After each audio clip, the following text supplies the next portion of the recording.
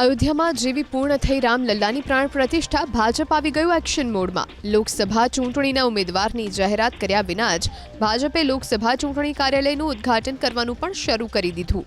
આજે ગુજરાતની 26 લોકસભા બેઠકના મધ્યસ્થ ચૂંટણી કાર્યાલયનું ભાજપે કર્યું ઉદ્ઘાટન। ગાંધીનગર લોકસભા બેઠકના ભાજપ કાર્યાલયનું ઉદ્ઘાટન કર્યું પાર્ટીના રાષ્ટ્રીય અધ્યક્ષ જેપી નડ્ડાએ ગુજરાત ભાજપના સંગઠનની કરી પ્રશંસા, સાથે જ વ્યક્ત કર્યો વિશ્વાસ કે ગુજરાતની તમામ 26 બેઠકો ભાજપ જીતશે। તો પ્રદેશ ભાજપ પ્રમુખ CR પાટીલે તમામ 156 ધારાસભ્યોને સોંપી જવાબદારી કે જેટલા મત મળ્યા તેમના કરતાં વધુ મત લોકસભા ચૂંટણીમાં ભાજપના ઉમેદવારને મળવા જોઈએ।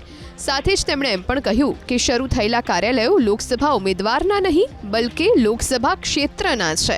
ભાજપે ગાંધીનગર લોકસભા બેઠકના પ્રભારીની પણ નિમણૂક કરી। બક્ષીપંચ મોરચાના પ્રમુખ મયંક નાયકને બનાવ્યા ગાંધીનગર લોકસભા બેઠકના પ્રભારી, તો હર્ષદ પટેલને સોંપાઈ સંયોજકની જવાબદારી, જ્યારે નવદીપસિંહ ડોડિયાને સહ સંયોજક બનાવાયા।